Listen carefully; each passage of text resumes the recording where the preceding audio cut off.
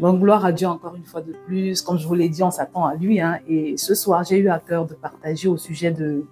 Alors, 5 petites clés à mettre en pratique dans les moments de tension, si on peut dire ça comme ça, les moments de stress, les moments de tension dans le couple, les moments où on subit des choses, parfois des violences psychologiques, où on n'est pas bien. Et en tout cas, dans ces moments-là, on a souvent tendance à mal réagir. On a tendance à mal réagir. Et pourtant, notre réaction, si on réagit bien, ça peut faire toute la différence. Voilà, la réaction qu'on a, les réactions qu'on a, ce qu'on décide de faire, comment est-ce qu'on décide de réagir quand on vit des moments difficiles dans le couple. Voilà. Donc, je vais parler de 5 clés, ça va être rapide. Hein. Alors, la première clé, c'est-à-dire que tu vis avec un homme, tu n'es pas bien dans la relation, peut-être tu pleures, peut-être qu'il t'arrive de pleurer tous les jours et tu sais plus quoi faire. La première des choses que moi je vais recommander, c'est d'abord de demander au Seigneur la grâce de pouvoir changer de perspective. Demander au Seigneur la grâce de pouvoir changer de perspective. C'est-à-dire quoi?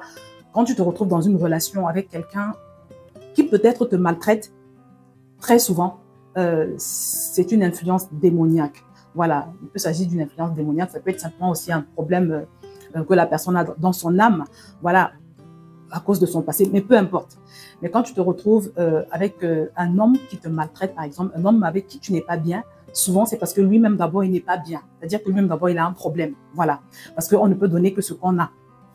Et la chose à faire, c'est de prendre conscience que cet homme-là, c'est un conseil que je donne souvent aux gens, prendre conscience que cet homme qui se comporte comme ça est lui-même d'abord une victime. Voilà. Il est lui-même d'abord une victime et prendre l'engagement d'intercéder pour lui. C'est-à-dire que tu commences à le regarder comme une victime, quelqu'un qui a besoin d'aide, quelqu'un qui a besoin de changement et tu prends sur toi d'intercéder pour lui. Voilà. Et plus encore s'il est incroyant. Parce que à partir du moment où tu le vois comme une victime, ça te fait vraiment complètement changer de perspective. Voilà. Tu vas voir naître en toi quelque chose une sorte d'instinct protecteur. Tu vas avoir envie de lui faire du bien. Tu vas avoir envie de le sortir de son pétrin. Vraiment, moi, par exemple, ma mère, elle avait cette grâce-là. Ma mère, elle avait cette grâce. Pourquoi? Parce que mon père il était très, très difficile. C'est quelqu'un de très difficile à vivre avec tout le monde. Pas seulement avec son épouse, c'était vraiment, tout le monde le connaissait comme ça. Que ce soit au travail, là où il travaillait, que ce soit dans la famille. C'était quelqu'un je sais même pas comment je peux vous le dire. Même au travail, ma mère, elle nous a raconté par exemple que ses collègues lui disaient, parce qu'elle travaillait au même endroit que lui. Elle travaillait au même endroit que lui. Donc, les gens lui disaient, mais comment tu fais pour le supporter? Parce que nous, déjà ici, les quelques heures qu'il passe ici avec nous, on ne le supporte pas. En fait, c'est quelqu'un qui était rempli de colère. Voilà. Il était rempli de beaucoup de colère et il exprimait, voilà, beaucoup envers sa femme. Voilà.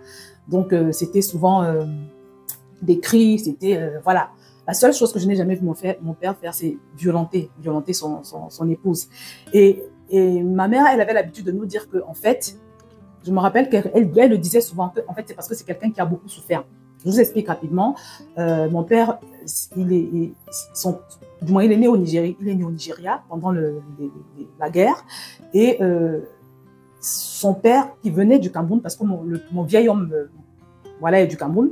Son père, donc, se retrouve au Nigeria et dans un temps de guerre. Et puis, il fait un enfant comme ça avec une femme du Nigeria. Sauf que quand mon père a 7 ans, son papa à lui décède. Donc, son papa à lui décède et il confie mon père, donc qui a 7 ans, à la voisine. Donc, la voisine, voilà, qui n'avait pas de relation avec mon père. Et il lui dit, cet enfant, je te le confie. Et si jamais vous repartez au Cameroun, il faudra que tu le ramènes. Bref, pour couper court, mon père s'est retrouvé dans cette maison-là, un orphelin qui n'avait pas son père. Sa mère, elle s'était volatilisée. Donc, il a subi des traitements vraiment très, très, assez difficiles. Je vous passe les détails. Hein. En tout cas, le fait est qu'il a eu une enfance très difficile. Voilà.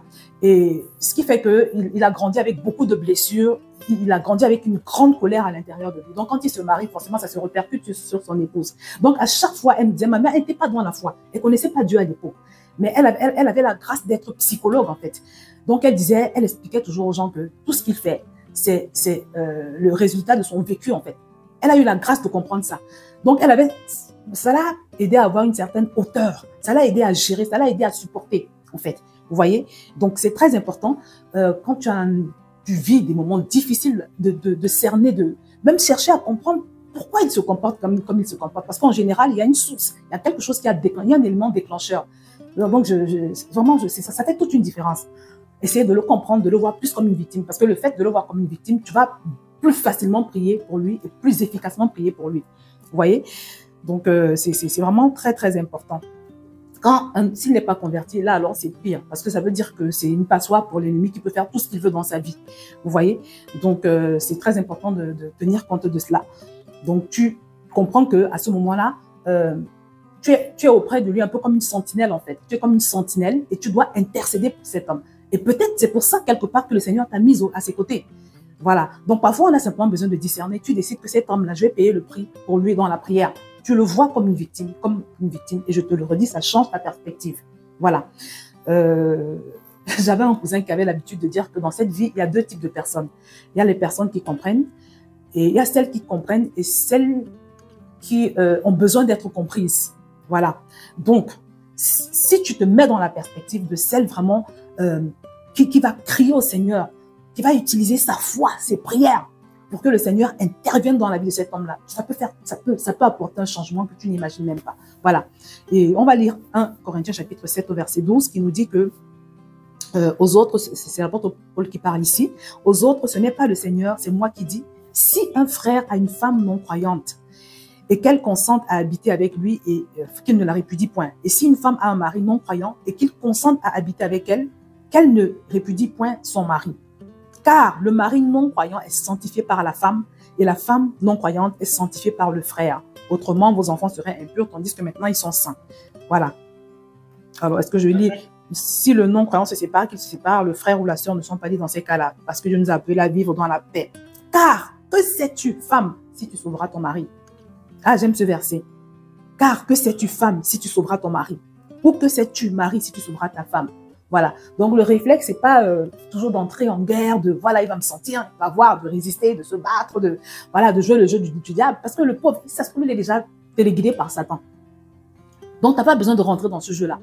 Décide d'être une femme spirituelle, une femme remplie du Saint-Esprit, une femme qui a la bonne réaction, une femme qui a le bon réflexe, une femme qui sait avoir l'attitude qui va arranger la situation et pas l'aggraver. Vous voyez? Donc, la première chose, comme je l'ai dit, c'est vraiment de mettre dans cette perspective, de dire que mais quel est le problème de cet homme et qu'est-ce que je peux faire pour l'aider. Voilà, donc c'est ça.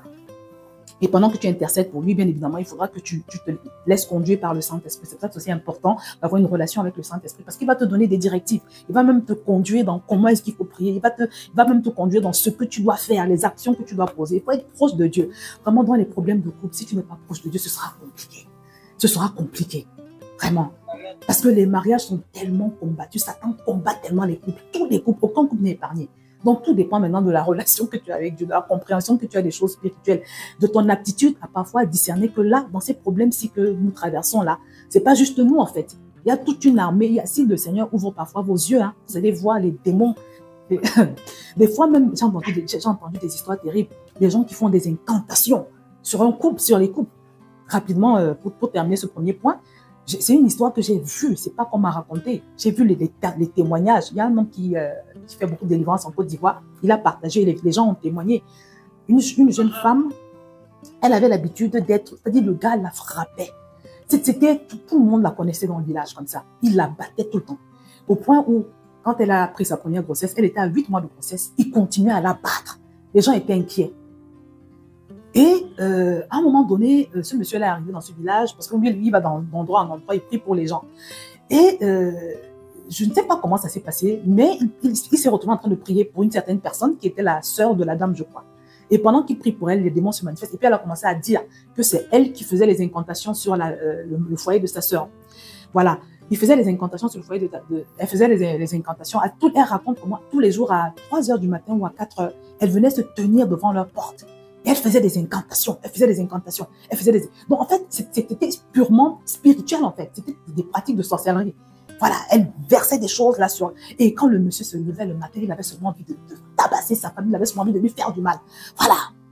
Et c'était toute une histoire. Parce que pendant qu'elle faisait cette confession-là, sa sœur était là, c'était tout le monde qui pleurait dans la famille. Donc, parfois, c'est spirituel. Parfois, c'est spirituel. Je vous dis que parfois, c'est spirituel. Vous vous battez, tu crois que ton mari, c'est ton ennemi, alors que c'est un esprit qui agit derrière. Vous voyez, non? Donc, c'est... Dans la plupart des situations, on a souvent besoin de prière. Parce que je vous redis que si Dieu, parfois, t'ouvre les yeux pour te montrer tout ce qui se passe autour de vous là, toutes les entités qui sont autour de vous, tu seras étonné, tu seras choqué. Donc, c'est très, très, très important d'en être conscient et vraiment d'avoir la bonne attitude. Avoir la bonne attitude. Bon, la deuxième chose que je recommande pour le deuxième point, c'est faire ta part en t'assurant de bâtir. Parce que souvent, le réflexe aussi, comme je l'ai dit, hein, quand un homme se comporte mal, le réflexe qu'on a en tant que femme, et moi-même, je suis passée par là, je vous assure, c'est-à-dire, tu te révoltes, tu lui montres que toi aussi, tu te laisses pas faire quoi. Voilà, on ne peut pas te marcher dessus comme ça. Mais c'est pas l'attitude de sagesse. Proverbe 14:1 nous dit ceci, la femme sage bâtit sa maison et la femme insensée la renverse de ses propres mains. C'est un verset qui est très célèbre, que toutes les sisters connaissent. Donc vraiment, c'est très important que d'office, hein, moi je dis toujours ça même aux célibataires, entre dans le mariage dans ton mindset, mais si tu veux, avec l'intentionnalité de bâtir. C'est-à-dire que c'est quelque chose qui s'anticipe. Un couple ne fonctionne pas bien comme ça, là, de façon naturelle. Non, non, non. Il y a des actions à poser. Il y a des actions concrètes à poser. Voilà. Parce que si tu ne te montres pas intentionnel dans le fait de créer le cadre que tu veux, de fabriquer le couple que tu veux, de créer l'ambiance que tu veux, Satan va le vide que tu laisses là, Satan va s'en charger. Voilà. Donc, il faut se montrer intentionnel dans le fait c'est-à-dire que ne laisse rien au hasard, en fait. Ne laisse rien au hasard. La première des choses d'abord, c'est te dire, qu'est-ce que le Seigneur dit du mariage? C'est très important. Moi, je dis toujours aux femmes, c'est pas normal d'être mariée, surtout en Christ, et de ne pas savoir ce que Dieu dit du mariage, de ne pas savoir ce que Dieu, si vous voulez, quelle est la notice que Dieu a donnée pour le mariage, parce qu'il existe une notice divine pour le mariage. Donc, tu ne peux pas ignorer ça. Déjà, si tu ignores ça, c'est un problème. C'est une porte ouverte. Je vous assure, à l'ennemi. 1 Pierre 3:1 nous dit ceci. Femmes, soyez de même soumises à vos maris, afin que si quelques-uns n'obéissent point à la parole, ils soient gagnés sans parole par la conduite de leurs femmes, en voyant votre manière de vivre chaste et réservée. Waouh! C'est un peu ce qui a été dit dans le verset précédent.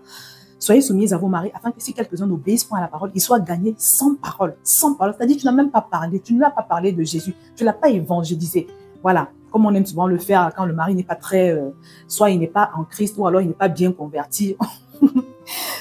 On parle ici de gagner un homme sans parole, par la conduite de leur femme, en voyant votre manière de vivre chaste et réservée. C'est-à-dire, il faut qu'il voit une femme qui a de la hauteur, une femme qui sait gérer ses émotions, une femme qui est calme, une femme qui est toujours dans le contrôle, une femme remplie du Saint-Esprit. Ayez non cette parure extérieure qui consiste dans les cheveux tressés, les ornements d'or, les habits qu'on revêt, mais la parure intérieure est cachée dans le cœur, la pureté incorruptible d'un esprit doux et paisible. La pureté incorruptible d'un esprit doux et paisible qui est d'un grand prix devant Dieu. Ainsi se paraît autrefois les saintes femmes qui espéraient en Dieu, soumises à leur mari, comme Sarah qui obéissait à Abraham et l'appelait son Seigneur. C'est d'elle que vous êtes devenues les filles en faisant ce qui est bien, sans vous laisser troubler par aucune crainte. Vous voyez? Donc, Dieu attend de la femme vraiment la soumission, voilà. Et la soumission ne doit pas être conditionnée par le bon comportement de son mari.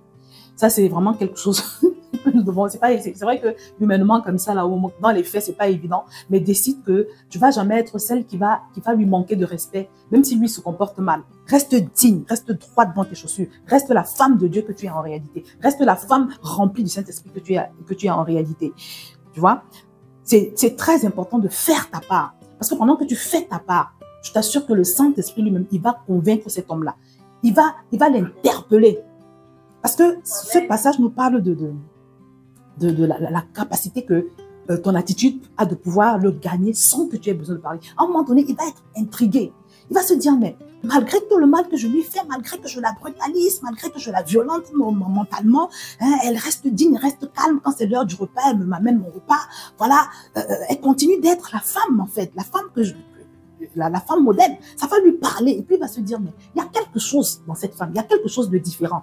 Il y a quelque chose de différent. Voilà, surtout s'il t'a connu à une époque, peut-être quand tu n'étais pas en Christ, surtout les femmes qui se sont converties là, il faut qu'ils voient un avant et un après. Il faut que, en fait, qu'ils réalisent qu'il y a quelque chose qui s'est passé dans ta vie. Et je vous assure que ça là, ça parle plus fort que toutes les exhortations que tu peux adresser à ton mari. Tu vas lui dire, oui, mais il faut te convertir, oh, si, tu vas là en enfer. Tout ça là, c'est rien.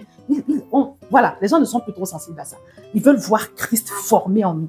C'est ça qui va vraiment les toucher. Ils vont se dire, ah non, mais là, je vois une différence. Elle n'est pas comme les autres.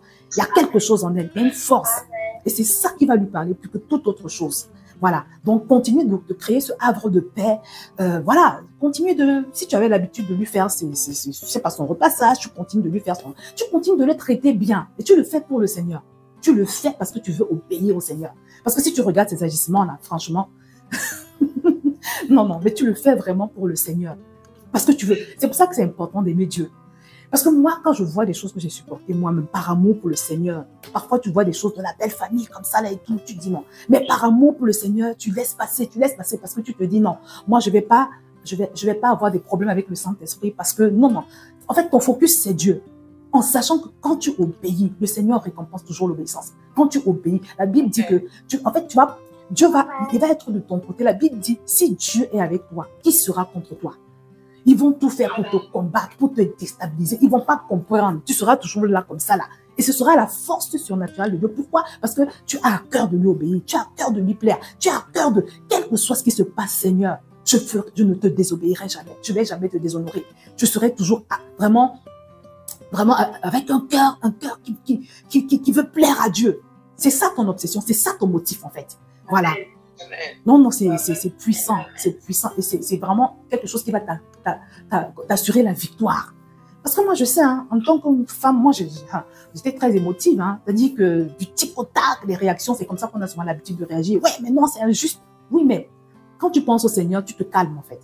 Il faut toujours penser au Seigneur. C'est pour lui que tu fais les choses. Et en sachant que je le redis, pendant que tu le fais là, le Seigneur, lui, il va combattre pour toi. Lui, il va réarranger les choses. Il va te maintenir dans ce foyer-là. Voilà. Et à un moment donné, ne sois pas étonné que ton mari change, hein, que lui-même, il commence à te demander, mais la prière, là, c'est comment et tout. Parce que lui-même, il sera dépassé de voir tout ce que le Seigneur fait au travers de toi, au travers de ta personne. Ah oui, non, mais c'est sérieux. Alors, une autre astuce encore, vraiment, pour supporter. Parce que parfois, c'est compliqué. Tu as mal comme ça, là, tu te dis, mais est-ce que je vais rester dans ce foyer? Une autre astuce pour supporter, vraiment, c'est de lister ses qualités, vraiment, en demandant au Seigneur la grâce de te focaliser dessus, vraiment. Parce que souvent aussi, une erreur qu'on commet, c'est on se focalise que sur ce qu'il fait de pas bien. On oublie même qu'il a aussi des qualités malgré tout ça. C'est-à-dire, au-delà de tout ce qu'il fait, il a quand même des qualités. On a tendance à l'oublier. Je me rappelle d'une collègue. Elle s'était séparée de son mari parce que son mari était un peu dur. Et elle, à un moment donné, elle avait 43 ans, ils avaient quand même au moins 15 ans de mariage. Elle se sépare de lui, elle me dit, elle va se séparer. Je pensais qu'elle s'est séparée de lui. Et puis, quelques temps après, elle se remet avec quelqu'un d'autre. Elle se remet avec ce quelqu'un d'autre-là. Et quelques semaines après, elle me dit, Josiane, j'ai quitté un homme qui était dur. Et là, maintenant, je suis tombée sur un fou. Elle me dit, je suis tombée sur un fou. Je lui dis, mais qu'est-ce qui se passe? Elle me dit, non, mais tu te rends compte? C'est-à-dire que le gars était, mais non seulement il buvait, mais à un moment donné, il a commencé à la battre. Il lui infligeait des choses qu'elle n'aurait jamais pu imaginer qu'elle allait subir dans une relation. Et c'est là où elle a commencé à me dire que oui, l'autre, il faisait pas ça. Hein, c'est vrai qu'il... En fait, son mari c'était pas un mauvais homme. C'est juste qu'il était trop strict, en fait. Il était un peu, je ne sais pas si on parlait de maniaque ou quoi. Il n'était pas mauvais. C'était quelqu'un de responsable, quelqu'un de rangé. Mais c'est juste qu'il était très, très dur. Il était très dur. Et puis, elle en a eu marre. Voilà. Sauf qu'elle se retrouve maintenant dans une relation. Et c'est là où elle commence à décompter les qualités de son ancien. C'est là où elle réalise. C'est-à-dire, c'est pendant qu'elle est avec l'autre, le nouveau, qu'elle réalise que, mais en fait, mon mari ne faisait pas telle chose que celui-ci fait. Il faisait pas telle autre. C'est là où elle réalise ses défauts. Et c'est dommage de quitter une relation avant de te rendre compte des qualités de celui qui était avec toi. C'est pour ça que moi, quand j'ai des femmes en formation, moi, je leur donne toujours un travail à faire et je vous encourage à le faire. prends une feuille, même sur les notes de ton téléphone, tu fais la liste de toutes les qualités de ton mari. Je t'assure, tu risques d'être surprise. Parce qu'on a souvent tendance à croire naïvement que le bonheur, c'est forcément ailleurs.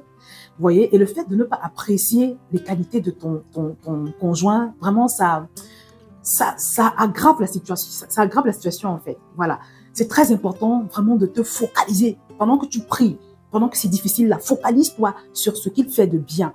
Et rends grâce à Dieu pour ça. Parce que il y a la loi de la semence et de la récolte. La Bible dit que ce qu'un homme aura semé, il le récoltera. Quand tu sèmes des actions de grâce, Dieu te fait récolter d'autres occasions de rendre grâce. Donc, tu rends grâce à Dieu, Seigneur, merci. Oui, c'est bon. C'est vrai que parfois, il me parle mal, il peut même lui arriver de mal me parler et tout. Mais c'est un homme responsable. C'est un homme qui, voilà, il prend soin de ses enfants. C'est un homme travailleur. C'est un homme travailleur, c'est un homme qui... Voilà, tu listes toutes ces qualités-là. Tu listes toutes ces qualités. Et je t'assure que ça va t'apaiser toi-même. Ça va t'apaiser et puis tu vas pouvoir te dire que bon, voilà, il y a pire. Il y a pire. Et puis vraiment, le fait de ne pas te focaliser sur ses défauts, ça va t'aider. Voilà, ça va t'aider à supporter. Et sachez que c'est aussi le mindset de Dieu. Parce que quand le Seigneur m'a montré quelque chose dans la parole, vous savez, dans le livre de l'Apocalypse, je vais lire dans Apocalypse 2, verset 1, écrit à l'ange de l'église d'Éphèse. Voici ce que dit. Parce que Dieu, en fait, c'est pour vous montrer que Dieu, même quand Dieu doit juger, quand il doit nous juger, quand il doit peser les gens, il va jamais se focaliser sur les défauts de quelqu'un. Même si quelqu'un a commis le pire crime, il va toujours peser ce que la personne a fait de bien et ce que la personne a fait de mal. Il y a même un homme de Dieu qui a fait un accident, il s'est retrouvé dans le coma. Il dit qu'il a rencontré Dieu. Et quand il parlait, je croyais que ce qu'il disait était vrai. Pourquoi? Parce que c'est comment je lis la Bible, c'est ce que je vois le Seigneur faire. Parce que le Seigneur, il fait quoi? Quand il veut peser quelqu'un, il va te poser tes qualités. Et puis, de l'autre côté, il va te poser tes défauts. Donc, Dieu, il a cet équilibre-là, en fait. Mais nous, quand on déteste, enfin, d'abord, on n'aime pas détester les gens. Vraiment, on ne doit pas détester les gens. Ou bien quand on veut critiquer quelqu'un, ou bien quand on va juste se focaliser sur les défauts. Donc, en fait, le Seigneur, il m'a enseigné ça. Ce qui fait que quand tout le monde va se plaindre, moi, dans la vie, c'est comme ça. Quand tout le monde va se plaindre d'une personne, je vais dire oui, c'est vrai, elle a fait ça de mal, bien il a fait ça de mal, mais il fait aussi ça de bien. Vraiment, ça s'appelle l'équilibre. Ça s'appelle l'équilibre. Amen. Quand tu lis dans Apocalypse 2:1, écrit à l'ange de l'église d'Éphèse, voici ce que dit celui qui tient les 7 étoiles dans sa main droite, celui qui marche au milieu des 7 chandeliers d'or. Je connais tes œuvres, ton travail et ta persévérance. Je sais que tu ne peux supporter les méchants, tout ça, que tu as de la persévérance. Mais ce que j'ai contre toi, c'est que tu as abandonné ton premier amour. Donc, le Seigneur va toujours d'abord commencer, dans ce passage, il va toujours commencer par lister les qualités des églises, liste les qualités. Mais ce que j'ai contre toi. Mais avant ça, il a d'abord listé les qualités. Pareil, au verset pour l'église de Pergame, écrit à l'ange de l'église de Pergame. Voici ce que dit celui qui a l'épée aiguë à 2 tranchants. Je sais où tu demeures, je sais que voilà, tu retiens mon nom, tu n'as pas renié la foi, tout ça. Mais j'ai quelque chose contre toi. C'est que tu as des gens attachés à la doctrine de Balaam, qui a enseigné à Balak à mettre une pierre d'achoppement, ainsi de suite, tout ça. Donc, c'est pareil pour l'église de Thyatire. Quand tu vas dans ce passage-là, tu vois un peu le mindset de Dieu, en fait. Dieu n'est jamais dans la condamnation absolue, parce que c'est impossible que quelqu'un n'ait que des défauts. C'est impossible. Vraiment, c'est impossible. Il y a toujours quand même des qualités. Donc vraiment, épousons ce mindset de Dieu. Demandons au Seigneur la grâce de nous remplir de miséricorde. Vraiment. Non, mais ça aide énormément. Ça aide vraiment énormément. Donc vraiment, faites ça, je vous assure. Ça aide à supporter et ça te maintient même dans l'action de grâce. Pendant que tu pries pour les choses qui ne vont pas, voilà les choses que tu as contre lui, tu as ta liste de qualités de ces qualités devant toi. Non, mais ça aide énormément. Alors, une autre astuce, oui, c'est de demander la grâce vraiment de pouvoir manifester le fruit de l'esprit. Galates chapitre 5 au verset 22 nous dit que le fruit de l'esprit, c'est l'amour, la joie, la paix, la patience, la bonté, la fidélité, la douceur, la tempérance. Voilà, c'est très important de beaucoup prier pour le fruit de l'esprit. Vraiment. Quelqu'un a dit que être spirituel, ce n'est pas dire Dieu m'a dit, Dieu m'a dit, Dieu m'a dit. C'est Vincent Esterman. J'aime beaucoup cette citation. Il dit être spirituel, c'est être capable de manifester l'amour, la joie, la paix, la patience, la bonté, la bénignité, la fidélité, la douceur, la tempérance. C'est très important. Il faut beaucoup prier pour ça. Le fruit de la patience, surtout le fruit de la douceur. Pour nous, les femmes, là, quand il t'a déjà énervé, là, c'est-à-dire que c'est comme si c'est comme si ça devient impossible d'être douce, mais c'est possible. de rester. Parce que comme la Bible nous dit, même quand on veut redresser quelqu'un, c'est valable pour nos maris, c'est valable pour nos enfants, même au travail, apprendre à redresser avec douceur. Voilà, il faut demander au Seigneur cette grâce-là. C'est très important. Si tu n'es pas d'accord de quelque chose, apprendre à donner ton point de vue dans la paix, vraiment, avec beaucoup d'amour. Et ça passe beaucoup plus facilement, je vous promets. Je vous assure que j'ai connu une dame comme ça, que j'accompagnais. Elle s'est convertie et sa conversion était, waouh, c'était radical. Sa conversion était radicale. Dès qu'elle s'est convertie, en fait, je vous explique le contexte, elle vivait avec le père de ses 3 enfants. L'aîné avait 18 ans, le deuxième 14 et la dernière 9 ans. Donc, elles vivaient ensemble comme ça, comme s'ils étaient mariés, mais sauf qu'il n'y avait pas d'acte de mariage. Et puis, elle se convertit. Elle apprend que, voilà, Dieu n'est pas dans la fornication et tout ça. Donc, elle a décidé de mettre un terme à tout ce qui est relation sexuelle. Or, son problème, c'est que son mari n'était pas chrétien. Vous savez, quand c'est comme ça, son mari, son compagnon n'était pas chrétien. Et quand c'est comme ça, si tu fais pas attention, ça va être la guerre, ça va être le feu, ça va être, ça peut me casser la relation et tout. Donc, elle lui dit, vraiment, comme tu vois, elle lui a dit, cette fille-là, elle a la grâce d'avoir reçu quand même une très belle éducation, une très bonne éducation. Elle sait se comporter envers les gens. Elle est polie, voilà. Donc, elle lui a expliqué calmement, je ne sais pas comment elle a fait, mais en tout cas, elle a réussi à l'envoyer au salon et il dormait au canapé. Il dormait sur le canapé. Et ça a duré 8 mois. Et vraiment, j'étais vraiment très étonnée. Et elle me disait qu'il y avait des soirs où il venait vers elle, il lui disait que non, il ne peut plus supporter et tout. Et elle lui disait que non, chérie, tu sais, je ne peux pas, vraiment le Seigneur, voilà. Parce que pendant tout ce temps-là, on priait, on encadrait, c'était pour aussi savoir si le Seigneur était, enfin, voilà. Bref, en tout cas, c'est une relation qui nécessitait quand même une régularisation. Mais le fait est qu'elle a réussi à le maintenir au salon pendant 8 mois sans relation sexuelle, avec beaucoup de douceur, alors que le gars n'était même pas converti, il ne connaît pas Dieu. Voilà. Donc, je ne sais pas comment elle a jonglé, mais c'est une femme qui est très douce. Et je sais que cette douceur-là, il y a été pour beaucoup. Donc, avec la douceur, tu es capable de faire des choses à un homme. Lui-même, il va se demander, mais comment j'ai même fait? Comment elle a même réussi à me mettre? Parce que c'est incompréhensible. Bon, il a supporté, il a tenu le coup. Et pendant ce temps-là, elle priait pour lui, elle lui faisait écouter beaucoup d'enseignements. Elle lui faisait écouter les enseignements de Papa Karambiri, l'apôtre Ivan. Elle lui faisait écouter des enseignements. Elle priait. Et pendant ce temps, elle faisait les formations. Elle a fait le 101, 201. Et puis, non, elle a fait le 101 d'abord, avant de commencer, le 201. Et elle était tout le temps à l'église. Elle avait soif de Dieu. Elle écoutait tous les enseignements. Mais ce qui s'est passé, ce qui m'a vraiment marqué, c'est que quand elle finit le 101 et qu'on programme son baptême, le jour du baptême, elle invite son mari, donc avec ses 3 enfants. Et quand il est venu, les bien-aimés, je dis son mari, mais ce n'était pas encore son mari, hein. Donc il est venu à son baptême. Et je vous assure, quand on a lancé l'appel, il s'est levé. Il a donné sa vie au Seigneur Jésus avec les 3 enfants. Les 4 se sont avancés. Les 4 se sont avancés. Ils ont donné leur vie au Seigneur Jésus. J'ai dit, Seigneur, waouh! Mais j'étais émue aux larmes ce jour-là. Moi, c'était comme un rêve, en fait. C'était comme un rêve. Ils ont donné du papa jusqu'à l'aîné de 18 ans, jusqu'à la dernière de 9 ans, sans se concerter. Ils sont tous venus demander leur vie au Seigneur Jésus. Seigneur, tu es grand, tu es bon, tu es puissant. Tu es puissant. Ça, c'est la force de vraiment la sagesse, la douceur, la patience. Voilà. Une femme insensée aurait dit, ah, voilà, de toutes les façons, hein, moi, je suis déjà sauvée, hein, tu vas pas me ramener dans le péché, tu vas pas me ramener en enfer. Non, non, jamais, à aucun moment. Moi, je les ai vus, je les ai observés. Elle lui parlait avec beaucoup de douceur, beaucoup de respect, beaucoup de politesse. Elle le ménageait. Comment résister à cela? Une femme aussi douce. Voilà. Donc, finalement, ils se sont mariés. Quelques temps après, ils ont programmé leur mariage. Ils sont restés chastes comme ça, là. Ils sont mariés, on est allé à leur mariage en province. C'était waouh, c'était juste extraordinaire. C'était extraordinaire. La puissance de la douceur, la sagesse. Pourtant, c'était une femme radicale.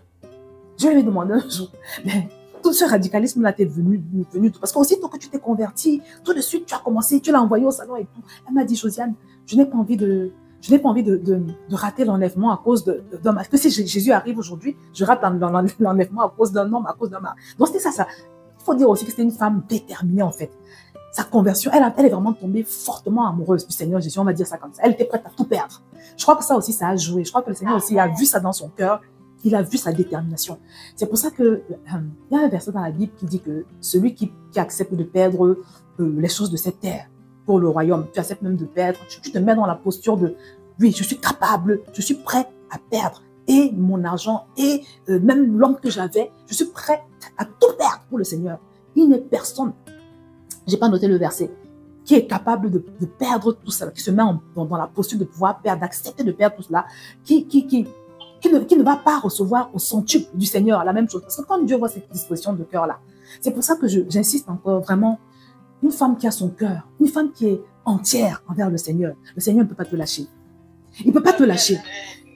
Parce que je vois souvent beaucoup de femmes, elles tanguent, c'est pas trop ça là, elles sont pas... Voilà quoi.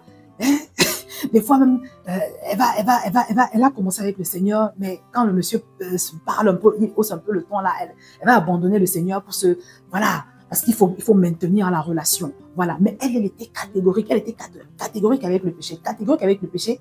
Elle était très dure avec le péché, mais douce avec son homme. Voilà, donc je voudrais marquer cette différence-là. Donc c'est très important aussi d'être, vraiment d'être totalement au Seigneur.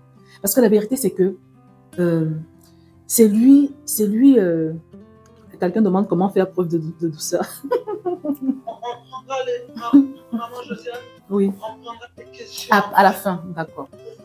Ok, oui, donc non, c'est vraiment, c'est très important d'être attaché au Seigneur. Je vous assure que la faveur vient de Dieu. C'est Dieu qui incline les cœurs des gens. Donc, moi je dis toujours que s'il y a une personne avec qui nous devons toujours être bien, c'est le Seigneur, parce qu'il est Dieu. C'est lui qui dispose les circonstances, c'est lui qui fait et défait les choses, c'est lui qui ferme une porte et personne ne peut l'ouvrir, c'est lui qui ouvre une porte et personne ne peut la fermer, c'est lui qui incline les cœurs des rois, c'est lui qui peut incliner le cœur de ton mari. Donc que le Seigneur soit ton associé. Moi je vous dis, hein, c'est une clé. C'est une clé pas seulement pour les relations, pas seulement pour le mariage, c'est une clé pour toute la vie. Moi-même dans le milieu professionnel, en fait, il y a une faveur qui t'accompagne, les gens ne comprennent pas. Parfois, les gens te jalousent, même ils se disent, mais qu'est-ce qu'elle a cette femme? Mais c'est la faveur de Dieu. Amen. La Bible dit que quand Dieu est avec toi, personne ne peut se tenir contre toi. Personne ne peut se tenir contre toi. C'est juste ça, en fait. C'est pour ça que arrangez-vous à faire de Dieu votre allié. Moi, je dis toujours ça aux femmes. Arrangez-vous à faire du Seigneur votre allié. Que le Seigneur soit votre allié. Que le Seigneur soit votre allié. Parce qu'une fois de plus, c'est Romains 8,31, ne ment pas. Si Dieu est avec toi, rien ni personne ne se tiendra contre toi. Je dis, même s'il y a une femme là qui a tourné la tête de ton mari, il va ramener cet homme-là chez toi. Si c'est la belle famille qui est en train de vouloir le sortir de votre foyer, Dieu va ramener son cœur vers toi. Parce que tu es sa fille. Parce que tu l'as intronisé sur le trône de ton cœur. Voilà. Parce que tu marches avec lui. Non, mais ayez Dieu pour allié. Non, moi je vous dis, hein, le Seigneur c'est un refuge. Non, mais tout vient de lui en fait. Il faut croire que c'est lui qui est la source en fait. C'est très important. Non. En tout cas, moi, c'est ma vie. Hein. Cinquièmement, il faut apprendre à se décharger sur le Seigneur. C'est très important parce qu'il y aura des moments, vraiment où tu as l'impression que non, là, j'ai atteint mon maximum. Là, la coupe est pleine. Je ne peux plus. Voilà. Et des fois, ces moments-là sont multipliés. Et là, vraiment, moi, je dis toujours que dans cette vie-ci, une personne qui n'a pas appris à se décharger sur le Seigneur, tu vas beaucoup souffrir. Parce qu'il y a trop de combats. La vie est remplie de trop de combats. Les épreuves, les attaques, même pas seulement dans le mariage. De toutes parts. Il y a tellement de combats, tellement de luttes. Donc, c'est très important d'apprendre à se décharger sur le Seigneur. La parole de Dieu nous dit en Matthieu chapitre 11, verset 28, « Venez à moi, vous tous qui êtes fatigués et chargés, et je vous donnerai du repos. » Il ne s'agit pas que de paroles. Hein. Cette parole est vraie. Quand tu te confies en Dieu, tu n'es jamais confus. Il faut apprendre à te décharger sur lui. Moi, j'ai toute une formation là-dessus. Et c'est quelque chose que chaque femme, chaque personne, chaque chrétien doit apprendre à faire. Parce que je vous assure que la vie est trop dure. Donc, si quelqu'un ne sait pas se décharger sur le Seigneur, je ne sais pas comment il va faire. Je ne sais pas. Voilà. Philippiens 4, verset 6 nous dit, ne vous inquiétez de rien, mais en toute chose, faites connaître vos besoins à Dieu par des prières et des supplications avec des actions de grâce. Et la paix de Dieu, qui surpasse toute intelligence, gardera vos cœurs et vos pensées en Jésus-Christ. Tu vois, c'est ce passage qui nous dit, parce que quand on passe par des moments compliqués dans le foyer, souvent on se prend la tête, on se tourmente, hein, tu pleures, et c'est dangereux. Hein. C'est très dangereux, parce que moi je connais beaucoup de femmes qui ont attrapé des problèmes, non, ce que je vous dis là, des femmes qui sont tombées malades. L'apôtre Ivan a dit un jour, l'apôtre Ivan Catagnon a dit un jour que le mariage tue, c'est vrai. Le mariage tue les femmes qui ne savent pas se décharger, ou bien les hommes, hein, parce qu'il y a des hommes aussi qui souffrent en couple. Le mariage tue les gens qui ne savent pas se décharger sur les hommes, sur le Seigneur, pardon. Il dit, ne vous inquiétez de rien, mais en toute chose, faites connaître vos besoins à Dieu par des prières et des supplications. Ça veut dire quoi? À la place des inquiétudes, à la place de te tourmenter et de dire, comment je vais faire? Est-ce que je vais m'en sortir? Oh, comment? À la place de ça, il dit, fais connaître ta situation au Seigneur par des prières et des supplications, avec des actions de grâce. Prières, supplications, actions de grâce. Actions de grâce, pourquoi? Parce que au moins, tu as Dieu. Tu as Dieu dans ta situation difficile là. Dans le monde, elles sont combien de femmes qui souffrent? Peut-être elles passent par les mêmes choses que toi. Et peut-être pire même encore, elles n'ont pas le Seigneur. Parfois, je me demande, mais ces femmes-là font comment? Mais elles font comment? Tu es là, tu souffres, tu n'as pas d'espérance, tu ne peux même pas prier. Elles font comment? Moi, je me demande comment elles font. Nous, on a la grâce d'avoir le Seigneur. D'où l'importance de rendre grâce. Quand tu rends grâce, ce n'est pas Seigneur, je te rends grâce parce que je souffre. Non. Je te rends grâce parce que dans cette souffrance-là, tu es avec moi. Tu ne me délaisseras pas, tu ne m'abandonneras pas. Je peux me confier en toi. Quand tu vas dans la présence de Dieu, moi à chaque fois c'est comme ça, quand je reçois un coup de barre, quand je passe par une situation difficile, je vais toujours courir dans la présence de Dieu. S'il faut pleurer, on pleure. S'il faut s'épancher, on s'épanche. Tu pleures, tu cries à Dieu et tu lui cites ce passage parce qu'il dit qu'il est le Dieu qui veille sur sa parole pour l'accomplir. Tu dis, Seigneur, tu m'as dit de ne pas m'inquiéter. Je n'ai pas envie de me tourmenter plus que ça. Je suis dépassée avec cette situation. Je t'avoue, je ne peux plus. Seigneur, aide-moi. Tu pleures, si tu veux, tu pleures. Mais va dans la présence de Dieu. T'épancher, voilà. Quand tu vas sortir de là, tu vas voir que mais le Seigneur, tu vas te sentir légère. C'est comme ça. Les va et viens dans la présence de Dieu. Quand c'est trop fort là, tu vas dans la présence de Dieu. C'est puissant. Dans 1 Samuel chapitre 30 au verset 6, David s'est retrouvé dans une situation où il était menacé d'être lapidé. Je vais lire le verset 1 Samuel chapitre 30 au verset 6. David fut dans une grande angoisse car le peuple parlait de le lapider parce que tous avaient de l'amertume dans l'âme, chacun à cause de ses filles et de ses filles. C'était dans une situation de guerre en fait.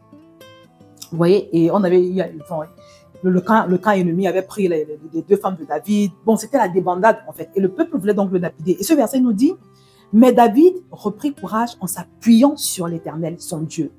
Donc, je relis le verset. David fut dans une grande angoisse. Il était angoissé. Et on dit, voilà, mais il a repris courage en s'appuyant sur l'Éternel, son Dieu. Donc, quand tu vis une situation d'angoisse et que tu t'appuies sur l'Éternel, sur le Seigneur, tu lui dis, Seigneur, si tu ne m'aides pas, qui va m'aider? Si je ne m'appuie pas sur toi, je vais appuyer sur qui? Me voici devant toi. Tu vas dans ta chambre, tu t'enfermes, tu dis à tout le monde, personne ne te dérange. Tu vas voir. Moi, c'est quelque chose que j'ai expérimenté tellement de fois. Tu vas sentir là, parfois tu vas sentir comme une couverture chaude, la présence de Dieu qui vient sur toi. Moi, je l'ai expérimenté au début de mon mariage. Parce qu'au début de mon mariage, c'était compliqué. C'était compliqué, j'avais des moments compliqués. Donc, je sentais comme une couverture chaude là. Et quand je sortais de ce moment-là, c'était comme si la peine que j'avais avait été aspirée en fait. Donc, moi, je dis souvent que la présence de Dieu anesthésie là. C'est vrai, tu dois pouvoir, si tu ne l'as pas encore expérimenté, tu dois pouvoir rechercher cette dimension-là. Non, mais quand tu vis ce genre d'expérience, tu peux plus. Non, tu es obligé d'être scotché au Seigneur. Et tu réalises que tu as le plus grand de tous les trésors. Parce que qui peut t'apporter ça? Qui peut t'apporter cette consolation? Qui peut t'apporter cette façon de t'anesthésier de tes douleurs? Il n'y a que le Seigneur. Voilà. Et une façon aussi de se décharger sur le Seigneur, c'est alors, il faut refuser l'affliction, il faut beaucoup méditer. Si tu sais que tu es parfois tu as des pensées peut-être de peur, il faut répertorier les versets qui parlent de la peur. Voilà, qui te parlent du courage de Dieu. Et à chaque fois que ces pensées de peur arrivent, tu proclames le verset en question. Voilà, c'est une façon de repousser la peur. À chaque fois que l'inquiétude vient, moi, à chaque fois qu'il y a des pensées, il y a des moments où tu te réveilles le matin, comme moi, en ce moment-là, il y a beaucoup de choses, on nous a confié une nouvelle église à gérer, c'est beaucoup de préoccupations en tout cas. Donc, des fois, le matin, tu te réveilles, là, tu te retrouves assailli de toutes sortes de pensées. Et si tu ne fais pas attention, tu vas céder à l'angoisse, tu vas céder au stress, tu vas céder à tout ça. Et moi, qu'est-ce que je fais pendant ce temps? J'ai toujours ce verset-là, Philippiens 4:6. Ça, c'est mon verset phare. Ne vous inquiétez de rien. Donc, je fais un barrage à l'inquiétude. Je refuse que l'inquiétude entre dans mon cœur. Je refuse que le stress entre. Donc, j'ai un système d'autodéfense. Je ne sais pas si je peux parler de ça. Mais ce n'est pas quelque chose qui non, il faut se montrer intentionnel. Tu as tes versets en fonction de ton cas. Peut-être toi, c'est autre chose, je ne sais pas. Si peut-être c'est la colère, cherche les versets qui parlent du calme et tout ça là. Tu vas te saturer de ça. Tu les manges, tu les manges. Tu peux même les mémoriser. Et donc, quand ces sentiments veulent déjà venir, tu les proclames à haute voix. Il y a une puissance dans la parole. Quand Satan est venu tenter Jésus alors qu'il était dans le désert, Jésus s'est défendu comment? En proclamant la parole devant le diable. La Bible dit que Satan est parti, s'est enfui en attendant un moment favorable. Donc, il faut avoir ton système vraiment d'autodéfense, apprendre à te décharger sur le Seigneur, à parler avec Dieu, à lui adresser des prières et des supplications parce que ça marche, ça fonctionne. Il faut apprendre à parler avec Dieu et aussi avoir ce système d'autodéfense de quand les sentiments contraires veulent t'assaillir, tu leur fais un barrage, tu leur fais un blocage. Tu décides que non, ici, là, vous ne passez pas. Il va de ta santé mentale. Je vous assure. Ah, les amis. Non, il ne faut pas accepter ça. Moi, j'ai vu trop de femmes tomber malades. Tu sais que là, sa maladie, là, c'est les problèmes qu'elle a. Moi, j'en connais une. Elle s'est retrouvée avec des ulcères. Les ulcères, là, je sais d'où c'est venu. Tout le monde sait d'où c'est venu. Parce que sa belle famille est en train de faire la pluie et le beau temps. Ils ont tellement pollué son mari. Pollué. Son mari a changé. Il est devenu... Enfin, je pense qu'il est devenu méchant, quoi. Son mari a changé. Et elle s'est retrouvée dans une telle détresse, une telle souffrance. Elle en voulait tellement à ces gens-là. Elle a commencé à développer des ulcères d'estomac. Ça, c'est ce qu'on appelle des maladies psychosomatiques. Moi, j'en connais qui ont fait des AVC. Des gens qui ont fait des AVC. Moi, je connais encore une autre femme quand j'étais en Afrique. Ah, les femmes souffrent. Et il y a une autre femme, elle a eu des problèmes. Elle est morte, elle a fini par mourir de ces problèmes de nerfs là parce que son mari était tout le temps dans l'adultère, tout le temps. Mais elle n'était pas en Christ. Elle n'était pas en Christ. Il était tout le temps dans l'adultère. Il ne se cachait pas, il ne se cachait pas. Elle était dans une souffrance, elle était dans un chagrin pas possible. Elle a commencé à développer des problèmes de nerfs. Elle en est morte. Parce qu'à force de toujours penser, réfléchir, de te tourmenter, il faut refuser ça. Ça tue. Je dis ça tue, ça affecte la santé, ça apporte des maladies. Tu peux te retrouver en train de faire un AVC. Et puis, si cette pauvre femme, elle fait un AVC, elle meurt, tes enfants, ils vont devenir quoi? Donc, pour te protéger toi-même, pour veiller sur toi-même, sur ta santé mentale, il faut ériger un système d'autodéfense. Voilà. Le Seigneur, il nous a tout donné pour que nous soyons des femmes fortes, des femmes qui résistent. Il nous a tout donné, c'est juste que simplement, on n'emploie pas ces clés-là. Non, c'est vital, c'est très important. Voilà.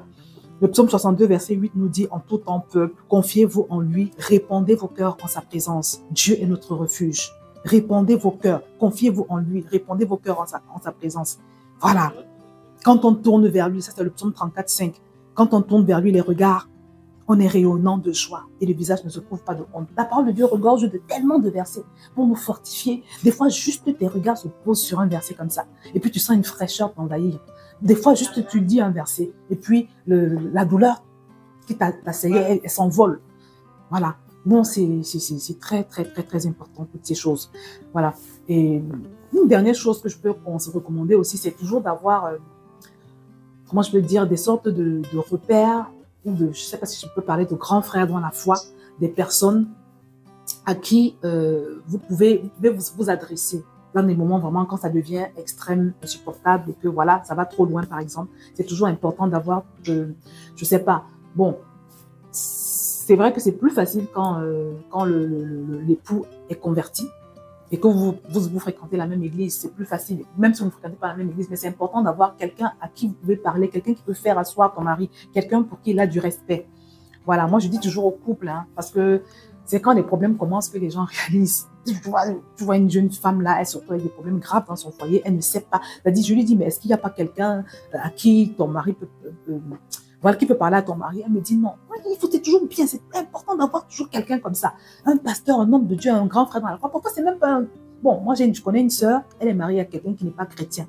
Mais elle a trouvé dans la famille du monsieur des gens, des personnes âgées, enfin elles sont d'un certain âge, c'est des gens qui sont très bien.